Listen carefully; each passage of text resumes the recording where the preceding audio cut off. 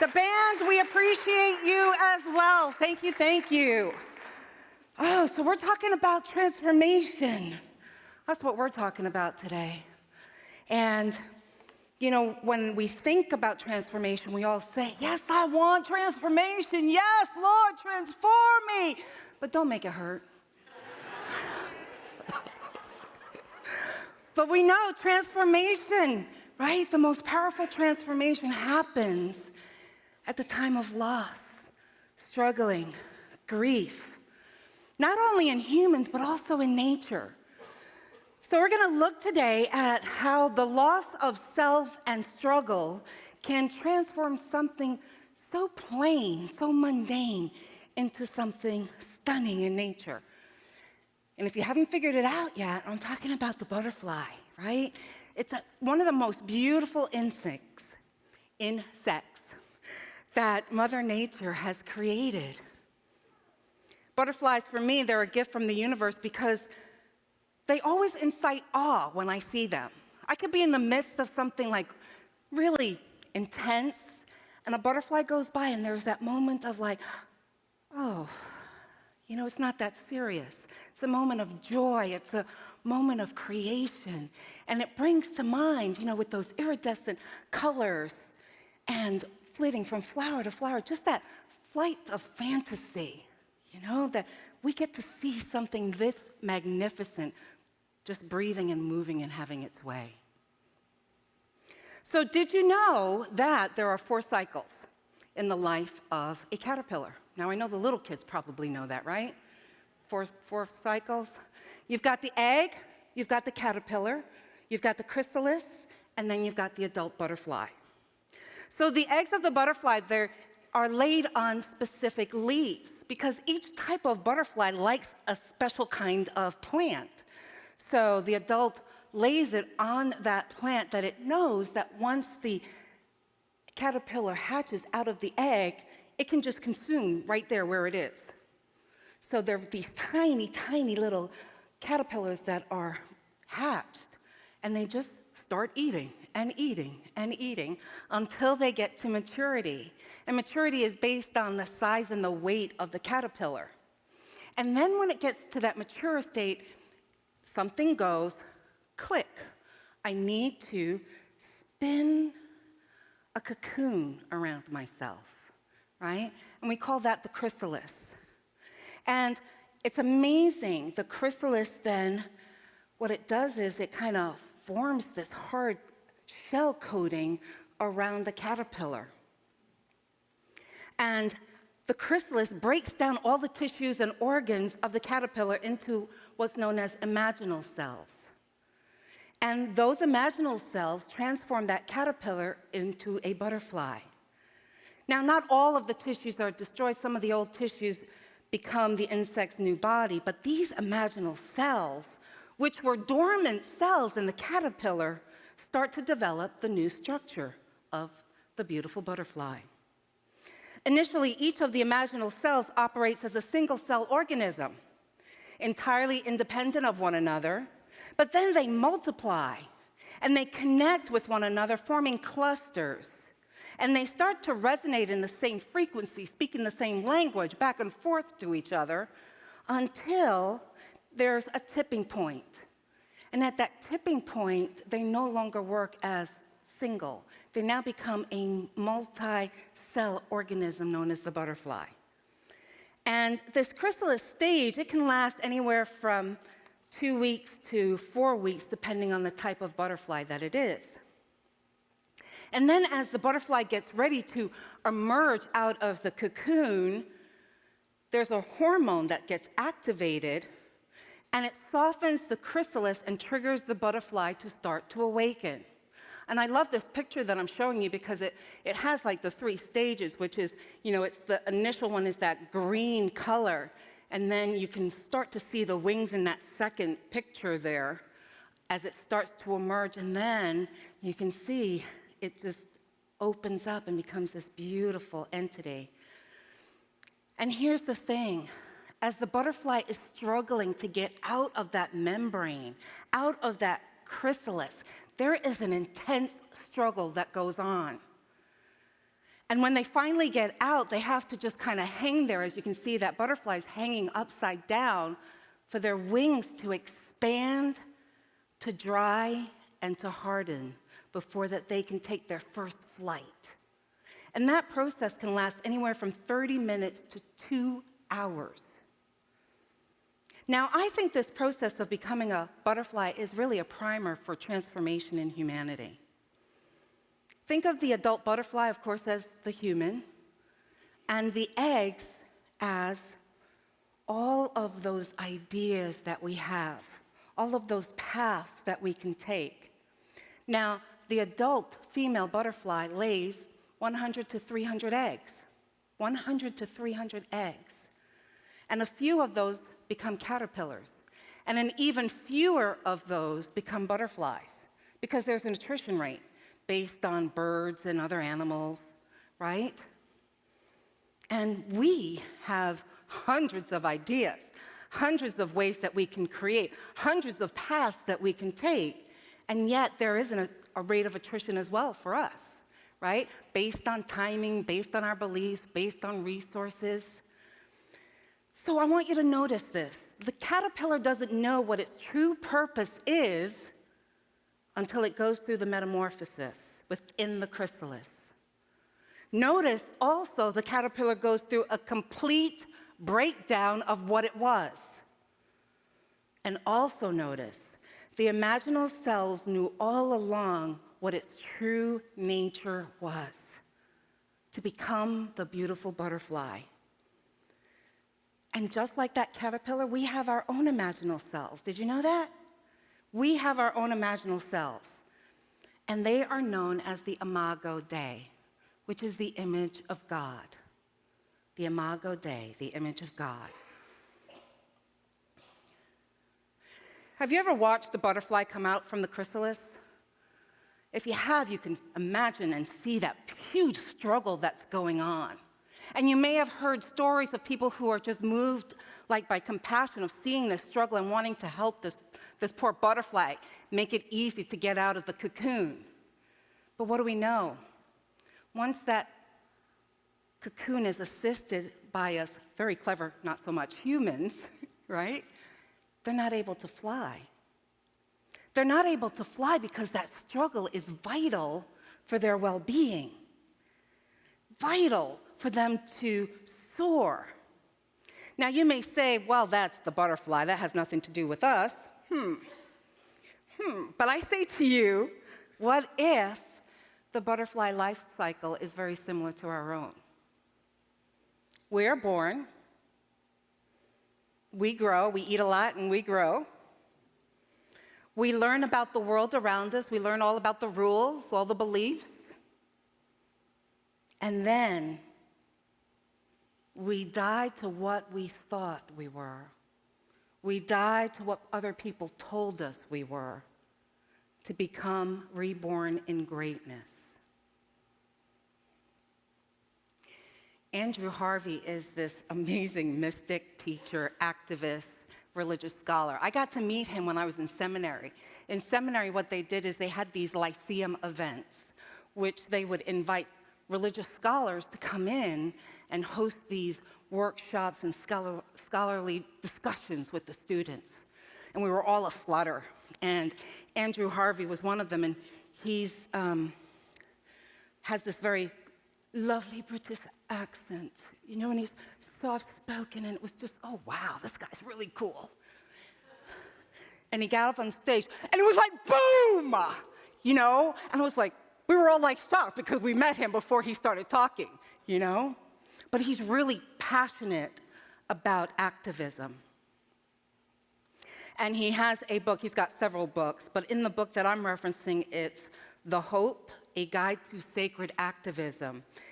He writes about Father Bede Griffith, who is also a mystic and teacher. And he has this profound conversation with Father Bede. And Bede says this to him: "What I've come to believe is that the very depth and extent of our crisis is calling forth an unprecedented force of transformation and healing. That if we can align ourselves with it, can not only help humanity survive, but also transfigure it. Transfigure it. Now, I love the word transfigure because it means to transform into something more beautiful and elevated. What if we are in the process of breaking down that which no longer serves us? Dying to the old, releasing the paradigms of labels and hatred. And in doing so, we are allowing those imaginal cells to do its job of transfiguration. That's a powerful concept, isn't it?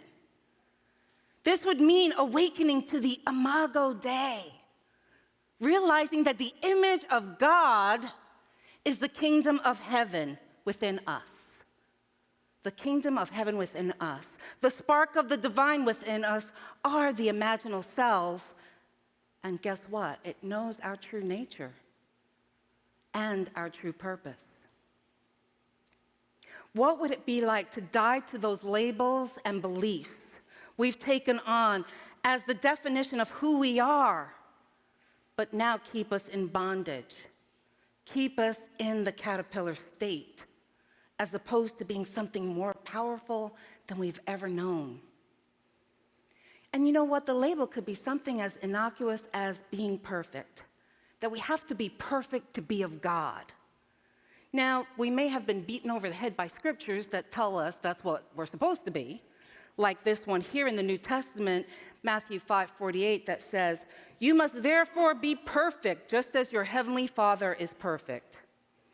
You know, this verse comes when Jesus is doing his Sermon on the Mount, where he's talking about the Beatitudes and how we need to live to be the Christ in the world.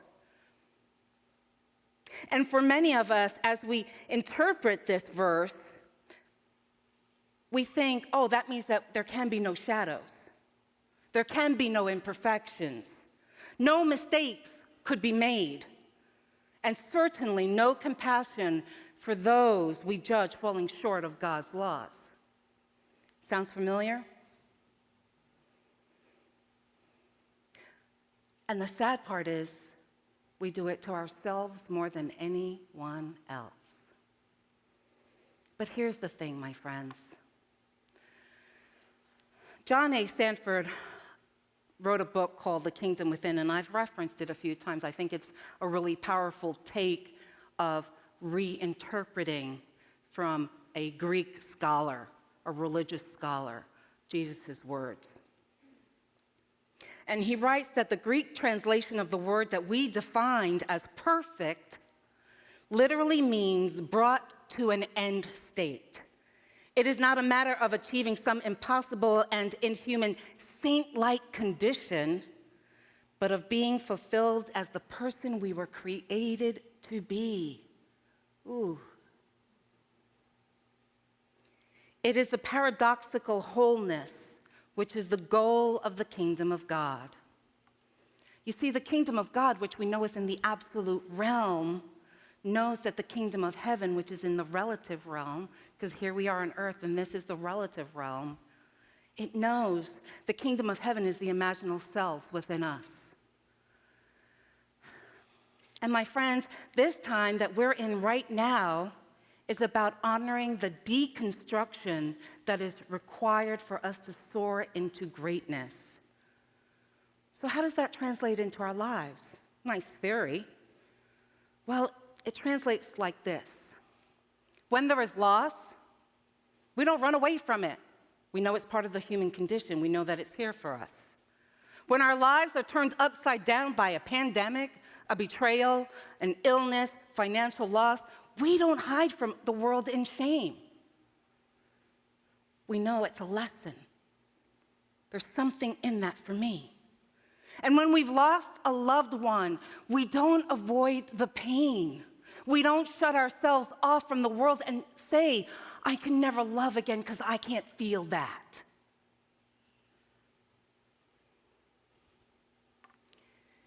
We embrace this, all of this, as a moment in the chrysalis, in the cocoon that is going to strengthen us and allow us to break free and become something incredible. And we push forth from the chrysalis, knowing that the struggle will allow us to be powerful, to take off and soar with renewed vigor. Perhaps through the pain and struggle, we discern new inspirations, new paths, new ideas, new gifts, new abilities to make our lives juicier than before and to change the world. And the more that we do this work, the more we will attract others who recognize that they too are needed to create a transformative humanity. And just like the imaginal cell started off as a single cell entity, but then multiplied, right? We too are multiplying to create anew something that's wondrous. And we're creating a field of resonance. You know, I still love Paul Selig, even though he didn't come to visit us. I'm just saying. In the book of Love and Creation, the teachers say this: by stating I am Word, through that I see before me, you bring into manifestation that which resides in the same frequency that you are resonating at. And the Word is God in action, is a high frequency. We can see in our society that we are in the process of transformation. Let's just take one small example that has happened recently because of the pandemic. People want a work-life balance, don't they? They've come to know that their families and their pets are precious treasures. And they've come to realize that they can support Mother Earth by working from home as opposed to using the car, traveling back and forth, burning gasoline. They've come to understand that they really need a lot less than they thought they did. And now there's a ripple effect, right? It's happening as there's a huge demand to change the work culture, not just in the US, but across the globe. And in this one single shift in awakening, there is a call for putting one's well-being above what was the previous toxic work culture. One shift. And it's exploding as many of us step into resonance with this new frequency. This frequency of prosperity that says, yes, I can have a juicy life. Yes, I don't want to work 90 hours a week. Yes. And the realization that a fulfilling life is so much more than work or money made. And as we resonate at that new frequency, transfiguration occurs. We can also see here in our spiritual community at Unity Church of the Hills that together we are in the process of hearing the imaginal cells, the kingdom within us, driving us to wholeness. We are starting to awaken from the chrysalis. We are pushing away from the old labels that limited us and kept us unknowingly bound in fear. We are being called to transform into our truth, which is we are divine humans filled with spiritual gifts and unlimited power, able to perform miracles, be the outpicturing of God, be the frequency of love, and create a world in which everyone thrives. Everyone. And if you're still unsure that you are in the midst of a powerful transformation, well, first of all, you wouldn't be here because I know you know. But if there is any blocks that you need to release, this is the time to do it. Because all creation comes from being the frequency of love, and we cannot love until what? We love ourselves first. Until we love ourselves first. So inviting you to tune into the source of love that flows from God and runs through each and every person. You may have forgotten the truth. You are love. That's all that's required of you, to be love. So if you're willing to release, there's an attunement given to us by the ascended teachers. I'll read it, and if you want to join in with me, you're more than welcome to. I am now choosing to realize that within me there is a wellspring of love, There is a wellspring of love that I am able to access and call to me and drink from. And as I become aware of this, my consciousness, my belief in my own lovability is exchanged for a deep knowing that I am in the well of love. I am word through this intention, word, I am word. So this week, 5 minutes each day. 5 minutes isn't a lot to ask for. 5 minutes isn't a lot to ensure that you are walking in the frequency of love. 5 minutes a day to attune your vibration as love in skin. That's what you're here to be, and claim that truth. Knowing that if you truly know that you are loved, then whatever the circumstances are in life, whether they're joy or sorrow, you have the power to create anew. And you're creating from this place of love. So imagine you're living life. You lose a job. A divorce happens. You get a new job and golly, it's not what I thought it was going to be. And still knowing you're lovable. You can allow yourself to feel all the feelings associated with this change. Feelings like sadness, anger, frustration, fear, and knowing still you are lovable. Knowing that this is your time in the chrysalis as the kingdom within you creates a new reality that supports you in transfiguring into your highest self, soaring on wings, finally saying yes to what you are here to do, who you have come here to be.